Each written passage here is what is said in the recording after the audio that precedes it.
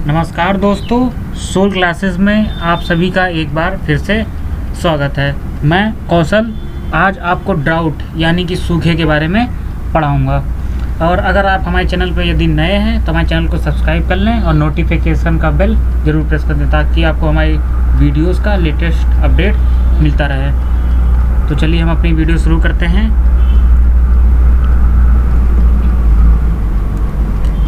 सूखा यानी कि ड्राउट।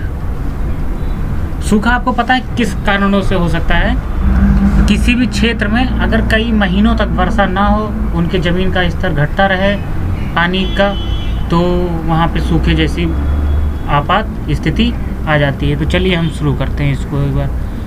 मौसम का बदलाव यह नया नहीं है, हजारों साल से उसमें बदलाव आता रहा है।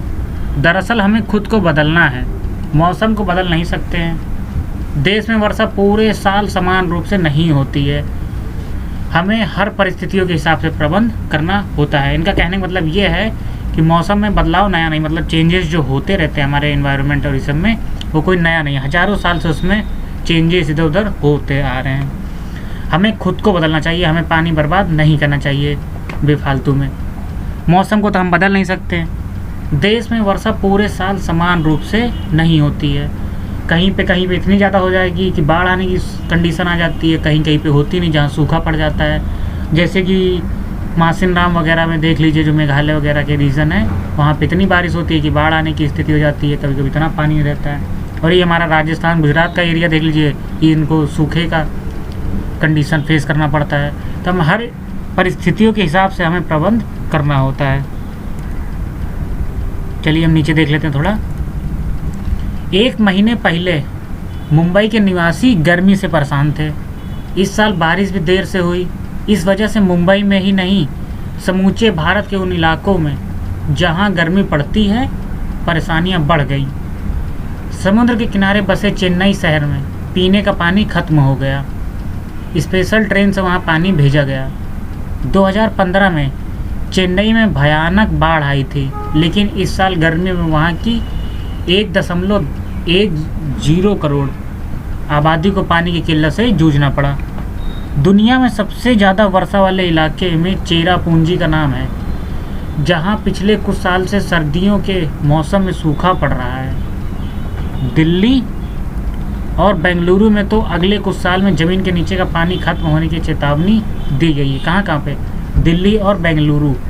पिछले 18 में से 13 साल देश में वर्षा सामान्य से कम हुई है।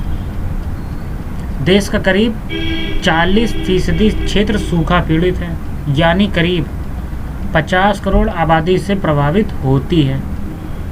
बहरहाल पिछले महीने गर्मी से परेशान मुंबई शहर बारिश होते ही पानी में डूब गया। यह स्थिति 2 साल पहले चेन्नई शहर की हुई थी।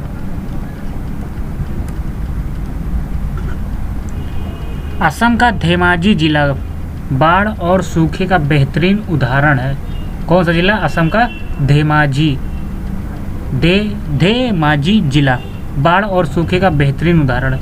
पिछले साल इस जिले में मानसून के दौरान, यानी जो मानसून आया था असम के धेमाजी जिले में, 1 जून 29 अगस्त के बीच हुई बारिश सामान्य से 88% कम थी। इतना ही नहीं, मानसून शुरू होने के पहले यहाँ इतनी बारिश हुई कि बाढ़ की स्थिति आ गई। जब मानसून की वापसी का मौसम आया तो 31 अगस्त को जिले की सियांग नदी में ज़बरदस्त बाढ़ आ गई, जो असम की ओर से होकर गुजरती है, क्योंकि चीन ने उसमें काफ़ी पानी छोड़ दिया था। यह एक नमूना है, ऐसी स्थिति देश के अनेक इलाकों में है। हाल में मौसम विज्ञानियों ने एक बात पर ध्यान दिया है कि भारत में मानसून अब देर से आने लगा है। उसकी वापसी की तारीखें भी अब आगे खिसक रही हैं।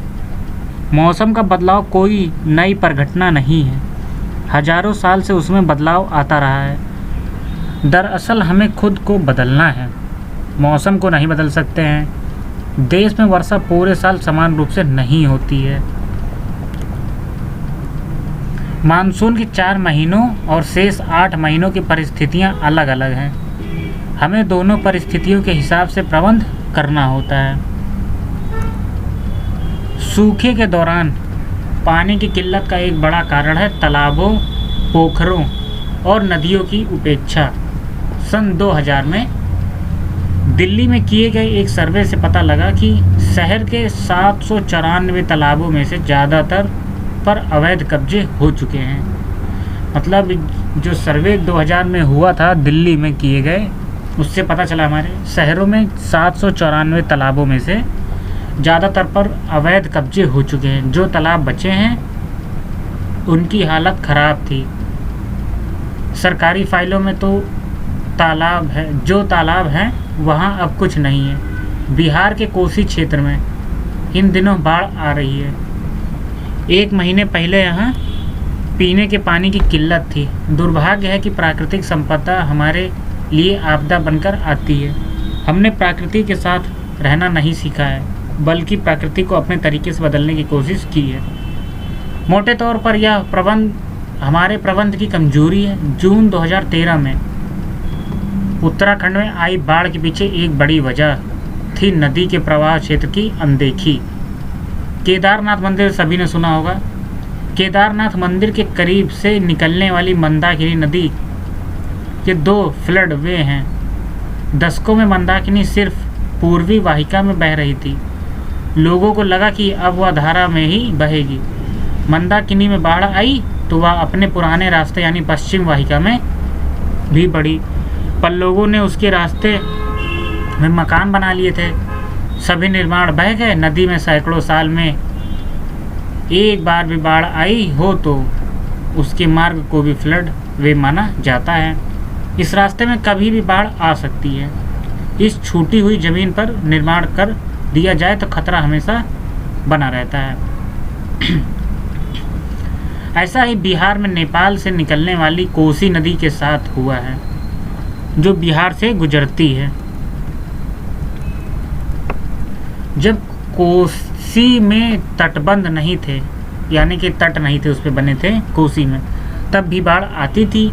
तब बड़ी नदियों का पानी छोटी सहायक नदियों, पोखरों और इनसे जुड़ी झीलों में चला जाता था, जिससे बाढ़ का प्रभाव कम हो जाता था। गर्मियों में बड़ी नदी में पानी घटता तो ये छोटी नदियाँ और पोखर बड़ी नदियों को पानी वापस कर देते थे। यह प्राकृतिक विनिमय था। नैसर्गिक व्यवस्था के साथ छेड़खानी ने समस्याएं पैदा की हैं। इसका केवल प्रभाव मनुष्यों द्वारा ही किया जाता है।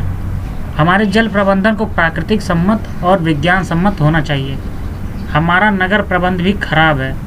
मुंबई और दिल्ली जैसे शहरों में मामूली बारिश से शहर डूब जाता है। दोष शहरी ड्रेनेज प्रणाली का है, जो या तो हैं नहीं और हैं तो दोषपूर्ण है। भारी वर्षा की घटनाएं भी बढ़ रही हैं। पिछले कई दशकों का डेटा बताता है कि बाढ़ की घटनाएं तिगुनी हो गई हैं। हाल में शोध पत्रिका वाटर रिसर्च में अमेरिका और ऑस्ट्रेलियाई वैज्ञानिकों ने लिखा है। एक शोध पत्रिका वाटर रिसर्च में अमेरिका और ऑस्ट्रेलिया वैज्ञानिकों ने लिखा है कि वर्षा ज़्यादा होने से बाढ़ का रिश्ता नहीं है। ज़्यादा महत्वपूर्ण जल निकास की अव्यवस्था, नदियों के कैचमेंट यानी खादर क्षेत्र और इलाके में हुए निर्माण। नई कॉलोनियों के लिए ज़मीन की ज़रूरत हुई तो हमने तमाम विभागों की मंजूरी ली, प्रकृति की तरफ पीठ फेर ली। समस्या के लिए प्रकृति नहीं, हम जिम्मेदार हैं। दोस्तों, यहीं पे हमारी वीडियो समाप्त होती है। अगर आपको हमारी यह वीडियो पसंद आए तो लाइक करें, शेयर करें, और अगर आपने सब्सक्राइब नहीं किया तो हमारे चैनल को सब्सक्राइब कर लें। तो हम आपसे मिलते हैं, जिसमें हम अगली वीडियो में भूकंप यानी कि अर्थक्वेक के बारे में तो पढ़ेंगे। तो नमस्कार दोस्तों।